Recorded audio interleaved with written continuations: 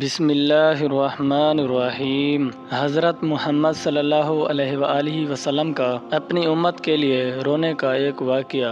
ایک دن رسول اللہ صلی اللہ علیہ وآلہ وسلم مسجد میں بیٹھے ہوئے تھے۔ صحابہ اکرام رضی اللہ تعالیٰ عنہ نے گھیر لیا۔ آپ صلی اللہ علیہ وآلہ وسلم اچانک بے قابو ہو کر رونے لگے۔ آپ صلی اللہ علیہ وآلہ وسلم کے آنسو ندی کی طرح بہہ رہے تھے۔ صحابہ اکرام رضی اللہ تعالیٰ عنہ حیران و پریشان ہو گئے اور پوچھا، یا رسول اللہ صلی اللہ علیہ وآلہ وسلم، آپ کیوں رو رہے ہیں؟ آپ صلی اللہ علیہ وآلہ وسلم نے جواب دیا کہ میں اپنی امت کے لیے رو رہا ہوں، جنہیں میرے جانے کے بعد بڑی آزمائشوں اور فتنوں کا سامنا کرنا پڑے گا۔ مال، طاقت اور دنیاوی خواہشات سے ان کا امتحان لیا جائے گا اور بہت سے لوگ راستے سے بھٹک جائیں گے۔ صداقت کے صحابہ کرام رضی اللہ تعالیٰ عنہ نے عرض کیا، یا رسول اللہ صلی اللہ علیہ وآلہ وسلم، کیا ان کو ان کے گناہوں کی سزا ملے گی؟ آپ صلی اللہ علیہ وآلہ وسلم نے فرمایا، ہاں، انہیں عذاب دیا جائے گا، لیکن میں ان کے انجام کے بارے میں فکر مند ہوں۔ کاش میں ان کے ساتھ رہ کر ان کی رہنمائی کرتا اور انہیں آگ سے بچاتا۔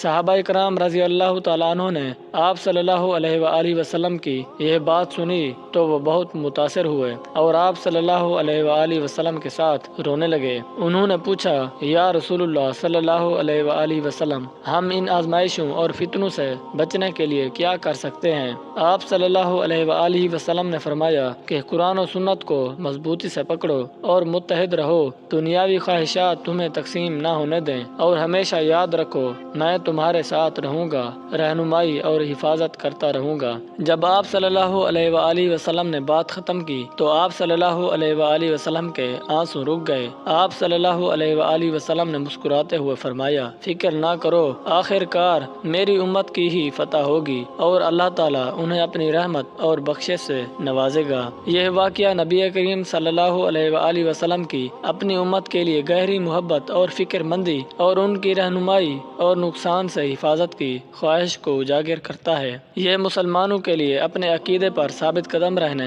اپنی برادری میں متحد رہنے اور ان پر آنے والی آزمائشوں اور فتنوں کو ذہن میں رکھنے کے لیے بھی ایک یاد دہانی کا کام کرتا ہے۔ قیامت کے دن اپنی امت کے لیے رسول اللہ صلی اللہ علیہ وآلہ وسلم کی شفاعت کا ایک واقعہ۔ قیامت کے دن جب تمام انسانیت اللہ تعالیٰ کے حضور جمع ہوگی تو حضرت محمد صلی اللہ علیہ وآلہ وسلم کو اپنی امت کے لیے شفاعت کا شرف بخشا جائے گا۔ یہ واقعہ مختلف احادیث میں بیان ہوا ہے اور اسے اسلامی تاریخ کے سب سے خوبصورت اور اہم واقعات میں شمار کیا جاتا ہے۔ احادیث کے مطابق قیامت کے دن رسول اللہ صلی اللہ علیہ وآلہ وسلم کو اپنی امت کی شفاعت کی اجازت دی جائے گی اور آپ صلی اللہ علیہ وآلہ وسلم کھڑے ہو کر کہیں گے کہ اے میرے پروردگار، میری امت، میری امت۔ اللہ تعالیٰ جواب دے گا، اے محمد صلی اللہ علیہ وآلہ وسلم، اپنا سر اٹھاؤ اور بولو، کیونکہ تمہاری سنی جائے گی، مانگو تمہیں دیا جائے گا، شفاعت کرو تمہاری شفاعت قبول کی جائے گی۔ پھر رسول اللہ صلی اللہ علیہ وآلہ وسلم اپنی امت کے لیے شفاعت کی دعا کریں گے، ان کی مغفرت اور رحمت کی دعا کریں گے۔